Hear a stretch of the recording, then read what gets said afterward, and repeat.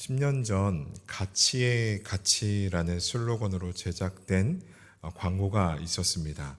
농협이라는 기관에서 만든 광고인데요. 여러 가지 의미를 담고 있지만 이 농촌의 농작물을 도시의 사람들에게 제공해주는 이 농협의 역할을 강조하면서 농협에 대한 긍정적인 의미를 가져다주는 광고였습니다. 농촌은 농촌만으로 살아갈 수 없고 도시는 도시만으로 살아갈 수 없다라는 겁니다. 함께 서로의 필요를 채워주면서 같이 함께 하나 되어 살아갈 때 서로에게 도움을 줄 수 있고 더 많은 것들을 이루면서 살아갈 수 있는데, 그런 가치의 가치를 추구하고 이루는 것이 농협이라는 광고였습니다. 저는 어떤 면에서 이 슬로건은 굉장히 성경적인 슬로건이라고 생각을 합니다. 그리스도의 몸된 교회는 성도된 각 지체들이 연합하여 가치의 가치를 추구하면서 하나 되어 감을 이루어야 하는 곳이기 때문입니다. 오늘 본문이 기록되어 있는 로마서 16장은 우리에게 분명하게 이 사실을 증거하고 있습니다. 성경 66권 모두가 동일하게 권위가 있고 중요한 내용이지만 이 성경을 연구할 때 먼저 연구해야 한다라고 권하는 성경이 있다면 이 창세기와 복음서, 그리고 덧붙여서 오늘 우리가 살펴볼 로마서를 소개하는 학자들이 많습니다. 이 창세기는 아마도 성경 66권의 배경이 되고 그 틀을 갖추게 해준다는 점에서 먼저 공부를 하고 연구를 해야 될 것이고, 복음서는 당연히 복음이신 예수 그리스도에 대해서 기록하고 있기 때문에 연구해야 되고, 로마서는 이 방대한 성경의 내용이 다루고 있는 예수 그리스도를 통한 하나님의 구원의 역사와 그 내용을 핵심적으로 전하고 가르치고 있기 때문에 먼저 연구해야 된다라고 권하곤 합니다. 이 로마서는 사도 바울의 그 어떤 서신보다도 방대한 분량을 자랑하고 있습니다. 그 내용 또한 굉장히 신학적인 깊은 내용들을 담고 있습니다. 오늘 본문은 이렇듯 중요하고 깊이 있는 로마서의 마지막 장에 위치하고 있는 본문입니다. 하나님의 구속사의 핵심들을 로마서를 통해서 로마의 교회들에게 가르쳤던 사도 바울은 이제 그 방대한 로마서를 끝맺으면서 수많은 사람들의 이름을 열거하며 그들에게 문안 인사를 전하고 있는 내용을 우리는 16장의 내용을 통해서 보게 됩니다. 이 로마서의 깊이 있는 신학적 주제들을 생각할 때 어떤 면에서 이 16장의 내용은 조금은 생뚱맞게 느껴질 수 있는 내용입니다. 도대체 왜 이 깊고 방대한 가르침들을 기록하다가 그 끝을 많은 사람들의 이름을 열거하면서 그들에 대한 문안 인사로 끝을 맺고 있냐라는 질문입니다. 왜 이렇게 기록하고 있을까요? 그것은 예수 그리스도를 통해 이루셨고 완성하시는 하나님의 나라가 한 사람으로 말미암는 것이 아니라 믿음의 사람들이 함께 이루어가는 것이기 때문입니다. 이 같은 하나님의 일하심은 우리가 태초부터 살펴볼 수 있는데요. 삼위일체의 하나님께서 함께함으로 이 세상을 오직 말씀으로 창조하셨습니다. 그리고 에덴 동산을 창설하시고 그곳에 아담을 살게 하십니다. 하나님께서는 아담에게 돕는 배필이 없음을 보게 되십니다. 그래서 그의 갈빗대를 취해서 여자를 만드십니다. 하나님은 아담을 혼자 살 수 없는 불완전한 존재로 만들었기 때문에 여인을 그 곁에 둔 것이 아니었습니다. 에덴 동산과 그 안에 동물들을 다스리고 나아가 생육하고 번성하여 땅에 충만하라는 하나님의 축복의 명령을 이루기 위해서 함께 이루어 나갈 사람이 필요했던 것입니다. 하나님의 축복과 하나님의 명령은, 즉 하나님의 일하심은 혼자가 아니라 함께 누리고 함께 이루어 나가야 한다라는 겁니다. 성경의 이야기들 속에서 언제나 주목되는 인물들이 등장하지만 그들과 함께했던 수많은 사람들이 있다라는 사실을 우리는 잊어서는 안 됩니다. 하나님의 나라는 혼자가 아니라 함께함으로 누릴 수 있는 것이고 함께함으로 이룰 수 있는 것인 줄 믿습니다. 사도 바울은 인류 역사상 가장 영향력 있는 복음 전도자였습니다. 어떠한 상황 속에서도 예수 그리스도의 복음을 전하고 수많은 교회를 세워나갔던 사람이었습니다. 누군가는 사도 바울의 이 놀라운 업적과 능력에 박수를 칠 것입니다. 그러나 정작 사도 바울의 관심은 무엇이었습니까? 자신이 이룬 업적과 능력이 아니라 자신의 복음 전함을 위해 도와주고 협력했던 수많은 사람들에게 그의 관심이 향하고 있다는 겁니다. 바로 그 사도 바울의 마음이 이 로마서 16장의 내용을 통해서 우리는 알 수 있습니다. 사랑하는 성도 여러분, 하나님의 나라는 함께 이루어 나가는 일인 줄 믿습니다. 우리에게 교회를 허락하시고 소중한 지체를 허락하신 이유는 함께 하나님의 나라를 이 교회를 통해 누리게 하시고 다시 오실 그날을 소망하며 함께 하나님의 뜻, 하나님의 나라를 이루도록 하심에 있다라는 사실을 잊지 마시기를 바랍니다. 로마서 16장은 이러한 주제들을 다루고 있습니다. 그런데 오늘 우리가 읽은 본문을 보면 하나님의 나라를 함께 누리고 함께 이루어 나가는 것에 큰 도전이 있다라는 것을 보게 됩니다. 17절의 말씀인데요. 형제들아, 내가 너희를 권하노니 너희가 배운 교훈을 거슬러 분쟁을 일으키거나 거치게 하는 자들을 살피고 그들에게서 떠나라 라고 말씀합니다. 분쟁을 일으키거나 거치게 하는 자들을 살피고 그들에게 떠나라고 경고하고 있습니다. 여기서 거치게 한다라는 말은 이 올무를 걸어둔다, 그러니까 넘어뜨리게 만든다, 좀 더 쉽게 표현하면 실족하게 만든다라는 표현을 담고 있는데요. 교회를 갈라지게 하고 분쟁하게 하고 성도를 넘어뜨리게 하는, 상처를 입히게 하는 사람들을 살피고 그들에게서 떠나라고 경고하고 있습니다. 이 떠나라는 말에도요, 즉각적으로 행동을 취하라는 권면이 담겨 있습니다. 그러니까 그럴 수도 있지, 조금 지켜보자라는 태도가 아니라 분쟁을 일으키고 실족하게 하는 자들에 대해서 수시로 경계하고 즉각적으로 행동을 취하라고 권면하고 있다는 겁니다. 이 학자들은 바울의 이 같은 경고를 지금 현재 로마 교회가 겪고 있는 어떤 도전과 문제에 대한 권면으로 보고 있지는 않습니다. 로마 교회가 앞으로 당할, 이 로마 교회에 나타날 어떤 도전에 대해서 미리 경계하도록 하는 예방주사와 같은 경고다라고 해석을 하는데요.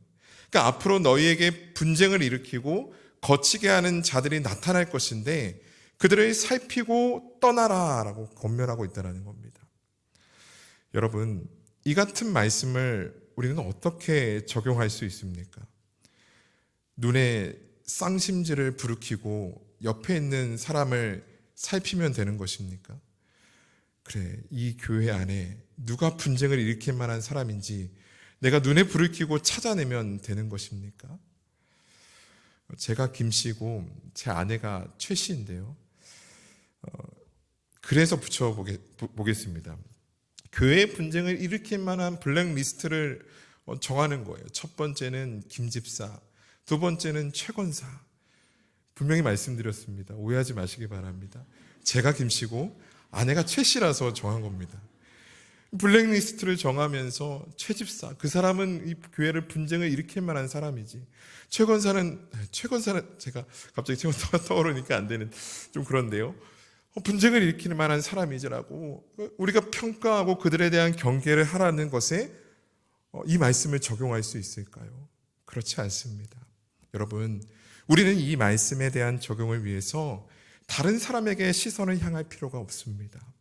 누군가를 바라보며 경계하기 전에 무엇보다 먼저 나 스스로 영적인 거울 앞에 서야 할 것입니다. 내 안에 성도를 갈라지게 하고 실족하게 하는 어리석음이 있지는 않은지 살펴야 한다는 겁니다. 그리고 그 어리석음을 발견했다면 그 어리석음을 떠나 보내야 한다는 겁니다. 17절 본문은 우리에게 분쟁하고 거치게 하는 것이 무엇과 상반되는 것인지를 분명하게 말하고 있는데요. 분쟁을 일으키고 실족하게 하는 자들은 무엇에 거슬려서 이렇게 행동하는 것인가? 17절 중반의 말씀입니다. 너희가 배운 교훈에 거슬러라고 말하고 있습니다. 너희가 배운 교훈이라는 것은 결국 바울이 로마 교회에 대한 수많은 가르침일 것입니다. 로마서의 내용이겠죠. 하나님께서 바울에게 깨닫게 하시고 그를 통해서 가르치게 하신 하나님의 말씀일 것입니다. 여러분, 우리는 영적인 거울 앞에 서서 나에게 분쟁하고 거치게 하는 어리석음이 아니라 하나님의 말씀으로 채워져 있는지를 살펴야 할 것입니다. 누군가를 향해서 저는 저 사람은 하나님을, 이 교회를 분쟁시키는 자라는 그런 시선으로 바라볼 것이 아니라 영적인 거울 앞에 내가 서서 하나님의 말씀을 거슬러서 분쟁을 하고 사람을 실족하게 만드는 어리석음이 내게 있지는 않은지 살펴야 한다라는 것입니다. 저는 어느 시점부터요, 사진을 찍는 것을 갑자기 피하기 시작했어요. 예전에는 혼자서 막 셀카도 찍고 했었는데 어느 시점부터 이 사진에 찍히는 제 모습이 영 마음에 안 들었는지 사진을 찍지 않기 시작하더라고요.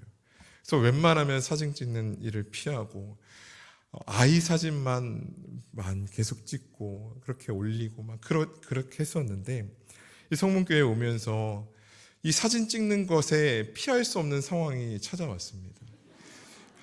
제가 새가족위원회를 담당하고 있는데요, 등록한 새가족과 사진을 찍어야 되는 상황이 오는 거예요. 그러니까 내가 사진을 찍기 싫다고, 예전과 같은 모습이 아니라고 피할 수 있는 일이 아니잖아요. 오늘은 제가 안 되겠어요 라고 피할 수 있는 일이 아니잖아요. 어쩔 수 없이 사진을 찍게 되는데요, 그래서 직면하게 되더라고요. 내가 예전과 많이 달라졌구나. 사진을 찍고 사진을 홈페이지에 올리면서 예전과 나와 다른 나의 모습을 직면하면서 돌아보게 되더라고요. 여러분, 우리가 우리의 모습을 영적인 거울 앞에 세우는 일이 참 중요하다라는 거예요. 우리 마음속에 하나님의 말씀으로 충만해져 있는가? 배운 교훈을 거스르지 아니하고 하나님의 말씀에 순종함으로 교회를 하나 되게 하고 교회의 몸된 지체된 성도를 섬기는 그 마음이 내게 있는가 늘 살펴야 한다는 겁니다. 영적인 거울 앞에 서 있었을 때 분쟁을 일으키고 누군가를 실족하게 만드는 마음이 아니라 배운 교훈, 하나님께서 우리에게 주신 말씀으로 충만해져 있는 우리 모두가 되기를 소망합니다. 왜 하나님의 말씀을 거스리고자 하는 어리석음은 나타나는 것일까? 18절의 말씀인데요, 18절 말씀입니다. 이 같은 자들은 우리 주 그리스도를 섬기지 아니하고 다만 자기들의 배만 섬기나니 교활한 말과 아첨하는 말로 순진한 자들의 마음을 미혹하느니라. 그리스도를 섬기지 아니하고 자기들의 배만 섬기나니, 자기들의 배만 섬기나니, 굉장히 개인적으로 불편한 표현입니다. 자기들의 배만 섬긴다니, 저만 불편한가요? 굉장히 불편한 표현이지 않습니까? 자기들의 배만 섬긴다. 이 배만 섬긴다라는 표현에 대해서 두 가지 해석을 내놓는데요. 먼저는 정말로 배를 채우는 것, 식욕, 즉 정욕을 따르는 것에 대한, 이 정욕을 따르는 삶에 대한 표현으로 해석합니다. 또 한 가지 해석은 이 유대주의자들에 대한 지적인데요, 음식에 대한 정결법을 지키는 행위, 그 행위로 다른 사람들에게 영광을 얻고자 하는 그들의 어리석음에 대한 지적이다라는 겁니다. 그리스도를 섬기지 아니하고 자신의 영광을 취하고 자신이 섬김을 받고자 한다라는 겁니다. 저는 후자의 해석에 동의하는데요, 이들의 특징에 대해서 교활한 말과 아첨하는 말로 순진한 자들의 마음을 미혹한다라고 말하고 있는데, 이 18절의 표현과 우리가 20절의 표현을 함께 살펴보면 이 창세기 3장에서 우리가 살펴보는 한 사건을 떠올릴 수 있습니다. 20절 말씀인데요, 평강의 하나님께서 속히 사탄을 너희 발 아래에서 상하게 하시리니 우리 주 예수의 은혜가 너희에게 있을지어다. 하나님께서 아담과 하와에게 이 타락, 죄에 대한 저주의 말씀을 주시면서 또한 복음을 전하시는데 그 내용이 20절의 표현에서 등장한다는 겁니다. 이 두 구절의 말씀을 통해서 우리는 분명하게 아담과 하와가 뱀의 말에 미혹되어 선악을 알게 하는 나무의 열매를 따먹고 죄를 저지르는 장면을 떠올릴 수 있습니다. 뱀의 교활하고 아첨하는 말의 핵심이 무엇이었습니까? 너희가 먹는 날에는 눈이 밝아져 하나님과 같이 될 것이다. 하나님과 교제하고 하나님만을 섬겨야 하는 존재인 사람이 하나님과 같이 될 수 있다라는 미혹에 넘어가 죄를 저질렀다라는 겁니다. 그리스도를 섬기지 아니하고 스스로 섬김을 받고자 하는 것, 그 어리석은 마음이 배운 교훈, 곧 하나님의 말씀을 거스르게 만든다라는 거예요. 그래서 분쟁을 일으키고 그래서 누군가를 실족하게 만든다라는 겁니다. 여러분, 부부관계가 그렇지 않습니까? 자신만 섬김을 받고자 한다면 분명하게 다툼이 일어납니다. 서로에게 상처를 줍니다. 그런데 서로를 섬기고 서로를 높여준다면 함께 할 수 있다라는 겁니다. 나아가 함께 하나님을 섬기는 부부, 가정이 된다면 어떤 일이 일어납니까? 함께함으로 하나님의 뜻을 이루는 부부, 하나님의 뜻을 이루는 가정이 될 수 있다라는 겁니다. 사랑하는 성도 여러분, 섬김을 받고자 하고 스스로 영광을 취하고자 하는 마음은 하나님의 말씀을 거스르게 만든다라는 사실을 기억하시기 바랍니다. 그 어리석음이 분쟁을 일으키고 실족하는 자를 만든다라는 사실을 잊지 마시고 그 어리석은 마음을 경계하시기 바랍니다. 그런 면에서 우리 내면이 하나님의 말씀으로 충만해지는 것은 한 개인의 유익으로 끝나는 일이 아니라고 생각합니다. 성도 한 사람 한 사람이 하나님의 말씀으로 충만해지는 것은 교회가 하나 되는 일이고 함께 하나님의 나라를 이루는 일이 된다라는 것입니다. 이 상반기 양육과정 신청이 지난 주일로 마감된 것으로 알고 있습니다. 이 양육총괄을 맡고 계신 목사님께서 이전 신청자보다 더 많은 분들이 신청을 했다라고 말씀해 주셨습니다. 우리가 하나님의 말씀으로 충만해져 함께 한 그리스도를 섬기는 교회가 될 때 분쟁하는 일이 일어나고 실족하는 자가 생기는 교회가 아니라 함께 하나님의 뜻을 이루는 교회, 함께 하나님의 나라를 온 땅에 나타내고 세우는 교회가 될 줄 믿습니다. 저는 새생명 전도축제를 담당하고 있습니다. 새생명 전도축제도 많이 작정해 주시기 바랍니다. 새가족위원회를 담당하면서요, 많은 새가족들을 매주 만나게 됩니다. 그분들 중에는요, 많은 분들이 이전 교회에서 분쟁하고 실족하는 일을 경험한 뒤에 상처를 받고 교회를 떠났다가 하나님의 말씀에 대한 채워짐을 사모하며 우리 교회에 등록하신 분들을 많이 만나게 됩니다. 19절의 말씀을 읽으면서 한 가지 소망을 가지게 됩니다. 19절 말씀인데요, 너희의 순종함이 모든 사람에게 들리는지라 그러므로 내가 너희로 말미암아 기뻐하노니. 사랑하는 성도 여러분, 우리 교회가 분쟁하고 갈라지고 실족하여 성도가 떠나고 있는 한국교회의 소망이 되는 교회가 되기를 소망합니다. 하나님의 말씀에 대한 우리의 순종함이, 하나님의 말씀으로 인한 우리의 충만함이 모든 사람에게 들리게 되기를 소망합니다. 분쟁이 일어나고 실족한 자가 나타나 하나님께서 슬퍼하시는 교회가 아니라 하나님의 말씀에 순종하는 교회, 하나님의 말씀으로 충만한 교회, 하나님 보시기에 기뻐하시는 교회가 되기를 소망합니다. 이 19절 후반절에 선한데 지혜롭고 악한데 밀어나기를 원한다라는 권면은 곧 하나님의 나라를 함께 이루어 나가는 하나됨, 그 가치를 추구하는 일에 대한 권면이라 말할 수 있습니다. 우리가 똑 떼놓고 보면은 선한데 지혜롭고 착한 일에는, 선한 일에는, 하나님 기뻐하시는 일에는 지혜롭게 행하고 악한 일은 멀리하라, 이러는 말씀으로 생각되지만 우리가 문맥상으로 같이 살펴보게 되면 선한데 지혜롭고 악한데 밀어나는 그 일을 통해서 이루고자 하는 일이 무엇입니까? 교회의 하나됨이라는 것입니다. 사실 오늘 본문으로 말씀을 준비하게 된 이유는 이 하나됨을 이루기 위해 선한데 지혜롭고 악한데 밀어나기를 힘쓰는 분들의 모습을 직접 보았고 함께 했기 때문에 오늘 말씀을 준비하게 되었습니다. 20절의 말씀처럼 평강의 하나님께서 주시는 우리 주 예수의 은혜를 경험해서 준비한 말씀입니다. 알고 계시겠지만 월요일부터 화요일까지 1박 2일로 교육자 수련회가 진행되었습니다. 많은 성도님들의 기도와 후원으로 부족함 없는 풍족한 시간이었습니다. 물론 2023년 제 개인적인 목표인 다이어트에는 도전받는 시간이었는데요. 이 수련회 기간 동안 제 눈에는 이 모든 교육자들이 서로 함께할 수 있는 방법을 구하고 함께함을 이루고자 선한데 지혜롭게 되기를 원하는 마음으로 바삐 움직이는 모습을 보게 되었습니다. 또한 조금이라도 다툼이 생길 수 있는 일들이 생기지 않도록 자신을 내세우고자 하는 악한 데는 밀어나고자 하는 모습을 보게 되었습니다. 그 가운데 참 감사했던 시간이 있었는데요.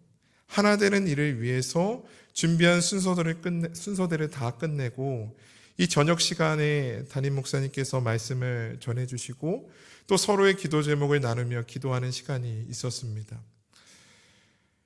사실 마음을 힘들게 만든 개인적인 일이 최근에 제 삶에 찾아와서 좀 고통스러운 마음을 가지고 기도하고 하나님의 지혜와 인도하심을 구하는 시간을 개인적으로 갖고 있었습니다. 이 지극히 개인적인 기도 제목을 나누는 일은 성도님들에게만, 구역에서만 힘든 일이 아닙니다. 목사인 저에게도 참으로 힘든 일입니다. 어떤 면에서는 더 나누기 어려운 일이기도 합니다. 그런데 그 기도 제목을 나누는 그 시간에 제가 조금도 주저하지 않고 저의 개인적인 그 기도의 제목을 나누는 모습을 저 스스로 보게 되었습니다. 그리고 그 서로의 기도 제목을 위해 함께 기도할 때 다른 분들은 몰라도 저는 평강의 하나님, 분쟁과 실족이 아니라 하나 되게 하시는 하나님께서 허락하시는 우리 주 예수의 은혜를 경험한 시간이었습니다. 사랑하는 성도 여러분, 평강의 하나님께서 허락하시는 은혜, 하나 되게 하시고 하나됨으로 하나님의 나라를 이루어 가시는 주 예수의 은혜가 충만한 우리 교회가 되기를 소망합니다. 하나님의 말씀에 거슬러서 분쟁을 일으키고 실족하는 자가 생기는 교회가 아니라 그리스도를 섬기지 아니하고 스스로 섬김을 받고자 하는 자들이 나타나는 교회가 아니라 하나님의 말씀에 순종하고 하나님의 말씀으로 충만해진 성도가 가득한 교회, 서로가 섬기고 사랑하며 하나님의 나라를 함께 경험하고 하나님의 나라를 세우는 하나님의 일하심에 함께 쓰임받는 교회, 평강의 하나님께서 주시는 은혜로 가득 찬 교회가 우리 교회가 되기를 소망합니다. 함께 허락하신 말씀 기억하면서 찬양하기를 원하는데요.